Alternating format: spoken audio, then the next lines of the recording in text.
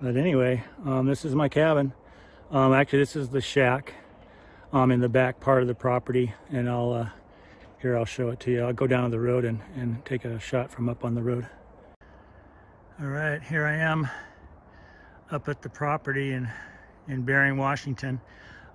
This is in the back area of the property, and I was really lucky to have this shed or shack put in. It was here when I got the property, which is kind of nice because now I can keep all my stuff. And I put a wood stove in there and everything, and so even if I were to sleep in there until I get my other place built, which will be about the same size as that one, I think, or I might go 8 foot by 20 foot. And I don't know if I'll build it back here or more up front of the property. I was kind of thinking right in here, there's a hill in there, you just can't see it with all the brush, but I'd have the back end, the long end of it in the back up on top of the hill and going down. So there'd be like a 3 to 4 foot overhang, I would think. Could use that for storage under it too. But anyway, and it would kind of, and I have a whole set of windows on it which would overlook everything around here, which is really beautiful. You can see all that. We even got some power in here, although I don't think I'll ever use it, but yeah, it's kind of nice. Plus this maple tree, my God, what a widowmaker that is, the whole darn thing. And that's gonna come down. Luckily it'll go the other direction of the shack. Then there's these maples. Holy crime, that's a nightmare. I'm gonna have to find a way to get those cut down. I'm gonna have to have a professional come in and do it because they're just too close. See, that one right there already broke off. The people who owned this before me had their truck parked in here, and when that thing snapped off, it fell right on their truck. Totally demolished it. But anyway, this is kind of it everywhere. And all this stuff here, it was all buried under leaves and brush. I didn't even know. I thought it was like a big mountain of dirt in front of this shack when I got it. But when I uncovered it all, that big area back there, I guess they had a dog. That's a dog kennel. They just covered it up and had a bunch of stuff stored in there. I had to empty it out. It took me about 5 trips to the dump. And that stack over there was about, well, with today's prices, that's like $5,000 worth of lumber for a deck that I guess they were going to put on this. So I guess I'll use that. And then in here, there's a bunch of pile of rough cut wood. And under here is a pile of 6x6 rough cut. Really nice. And then a wood pile over there. But all this was just covered. I couldn't tell what was it. But it was kind of cool to find all this stuff here. Anyway, go around the side, and here's a outdoor kitchen. I like that. I kind of put that in myself, but do all my cooking outside. I still got to make a outhouse, you know. Okay, I'm heading out the property, and this is the road. This is the view from our road. We got a creek that branches off of the Skycomish River and a bunch of little tributaries, which is kind of nice. Some of them are really nice to go fishing in.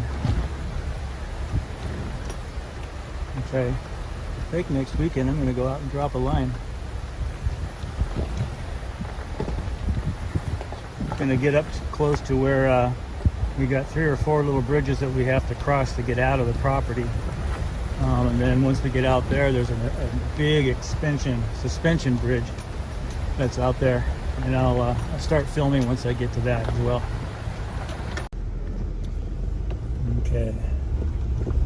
Here I'm coming up to the very first little bridge in order to get out of here. And these are all privately owned. I got to maintain them, which, believe me, when I got the property, I didn't kind of realize how much it's really going to be to maintain these, especially if one of them were to get washed out. I don't think I could afford to have any put back in. This summer I already was replacing a few boards in here that were rotted out. You can probably see they don't fit too well. They're kind of higher than the rest. And then here's the other little bridge. I'm on a little island right now. I'm going over the second bridge. When this bridge was put in, I think the Forest Service did it, which was kind of nice, but now I've got to maintain it. It's made of steel, believe it or not, except for the railings.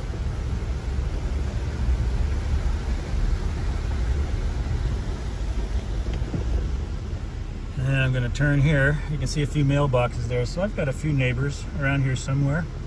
Haven't really met them all yet. Now we're going to go down this road and hit the suspension bridge. Okay, this road going out where the suspension bridge is, there's a few people living on it, a couple at least. Probably see them here in a minute.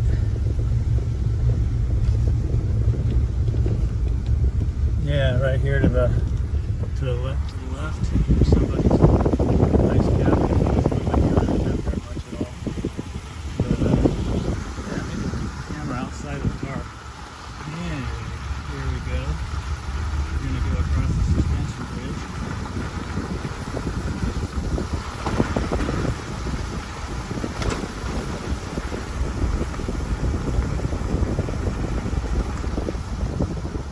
We always gotta stop and pull over a little bit, make sure nobody else is coming from the other direction.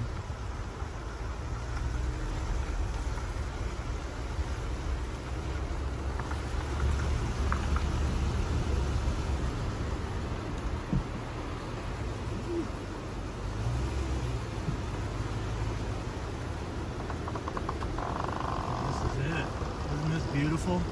I love crossing this bridge. Man. And then you got all this view right here.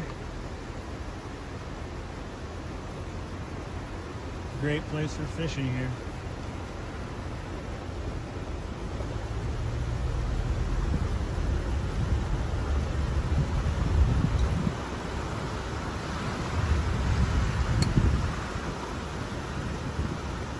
I remember finding this place when I was an active firefighter in Index, Washington, 30 plus years ago.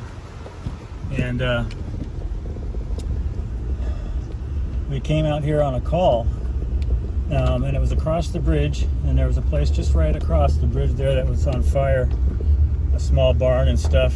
Anyway, I became aware of this area at that time and always thought, man, this would be a nice place to live. And of course, years later, here I am living up here. It's fantastic. There's our firehouse right there.